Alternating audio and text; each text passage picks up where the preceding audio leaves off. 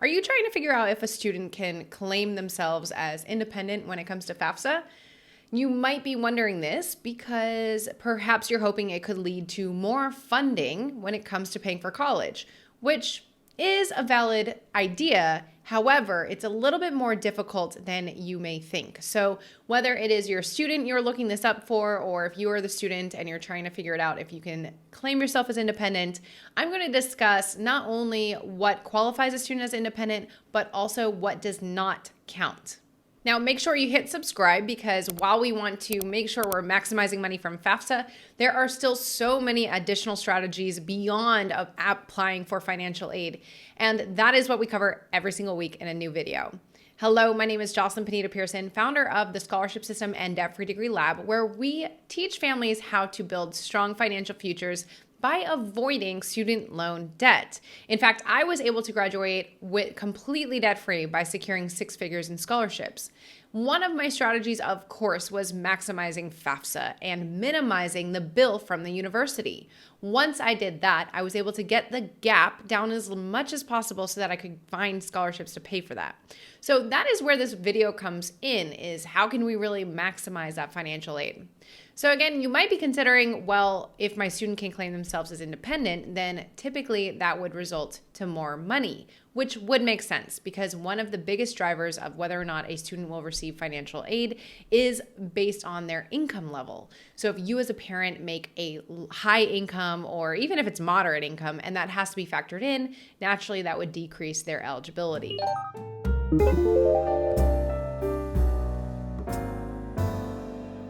So determining whether or not your student, or you, if you are the student, is independent or dependent can make a difference. This determines which information will be submitted to FAFSA, for example, the income levels. Now, if a student is independent, then they only need to submit their own information, or if they are married, then they would submit their spouses as well. Well, financial aid programs are based on the concept that it is primarily your and your family's responsibility to pay for college. So a dependent student is assumed to have the support of their parents. So the parents' information has to be assessed along with the students in order to get the full picture of their financial situation. Now, we know this is not always the case. In many situations, a family is not contributing to an education, or they simply can't. But this still allows the federal government a way to fairly compare everyone, is how they see it. Now, again, like I said, while I tried to maximize FAFSA and money from the university, I ultimately focused on outside scholarships to pay for my own education. And that's how I got 6 figures to pay for college. So beyond this, whether independent or dependent, I really recommend you attending our free training. It's my 6 steps to securing legitimate scholarships quickly. You can find the link in the description on the screen, or you can just go to thescholarshipsystem.com/free training and you can register there once you're done with this video. Now, like I mentioned, they assume that your student would have the support of parents. If they are an independent student, or if you are an independent student, then it is believed that that support does not exist from the parents. And so FAFSA will adjust the results accordingly. Comment below, why do you think your student might be independent? Or why do you think you may be independent? What is your reasoning? Now, before I explain common ideas of why students think they should be independent, let's talk about what actually is used to determine this. So here are some things that do allow an applicant to be considered independent. This is first and foremost the birth date. So a student must have been born at this time before January 1st, 1999 for the 2022-2023 school year. However, ultimately, it's just that they have to be 24 years old or older by January 1st of the academic year that they plan to attend. So if they are younger than 24, chances are they are not considered independent. Another opportunity here is if they are married or married and separated. If they're divorced, it does not count, but married and separated.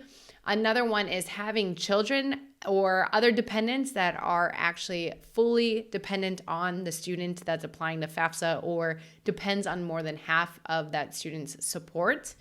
And then we have military. Active duty or veteran status means that the student is considered independent. Another criteria could be that the student's parents are deceased, or if the student is in foster care or a dependent or ward of the court.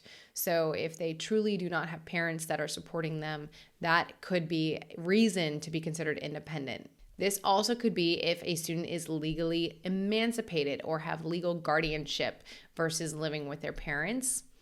And lastly, it could be if a student is determined homeless, but this has to be determined homeless by an official. So these are the only circumstances where a student would be considered independent. Some of the situations where families think that maybe their student should be independent, but unfortunately do not qualify, includes if a student is responsible for their entire education.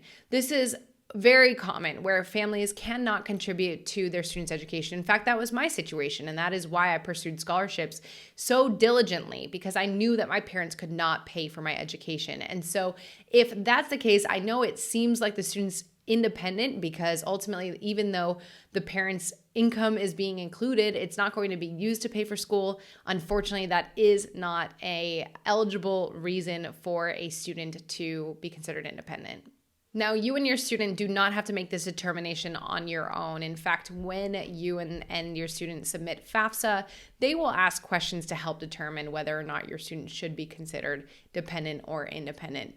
Now, if you or your student cannot answer these questions, but still feel like they should be independent, for example, maybe they are on the cusp of homelessness, or maybe they are homeless, but it's not officially declared by an official, then what we recommend doing is submitting the FAFSA truthfully, answer the questions truthfully, but then immediately contact the financial aid department at the university and ask them how to appeal. So this is where a student can appeal the results and submit additional evidence, additional materials in order to have those results changed. If you're curious, we have a financial aid appeals video. We will link to that in the description, or you can find it on the screen here. But make sure you check that out if you are considering any kind of appeal, not just about independent or dependent status. So if your student or you do not meet any of these criteria that I listed, then unfortunately a student would be considered dependent, and the parent's information does indeed need to be submitted on FAFSA. So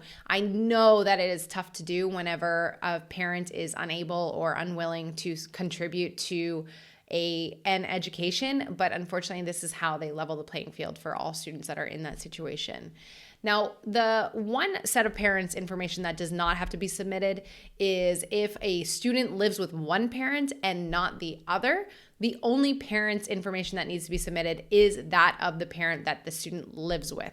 So they do not have to submit the parent that they're with the minority of the time of the year, but just the majority. So that is one good thing. If parents are divorced or legally separated, then the student only has to submit the information of the parent that they live with. Now, if that parent gets remarried, they do also have to submit the step parent's information. So it's whoever is in the household's information. That's what needs to be submitted. Now, here is another question that a lot of families ask is, well, what if I don't claim my student as dependent on our taxes?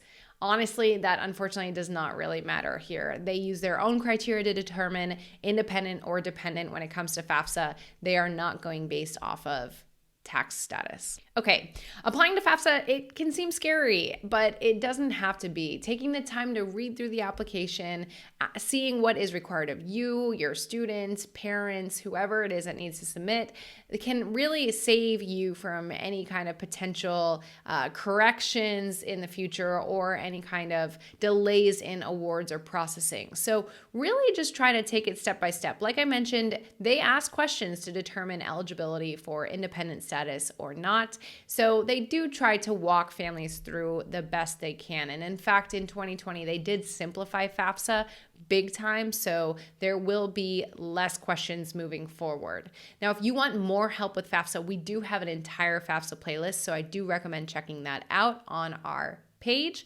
But in the meantime, make sure that you also hit subscribe, because every single week we're releasing a new strategy that can help you and your student work towards that debt-free degree, regardless of independent or dependent status. And don't forget that free scholarship training that I have in the description as well. Okay, all right. My name is Jocelyn Pineda-Pearson, founder of the Scholarship System and Debt-Free Degree Lab. I hope this was helpful. I will see you in the next video.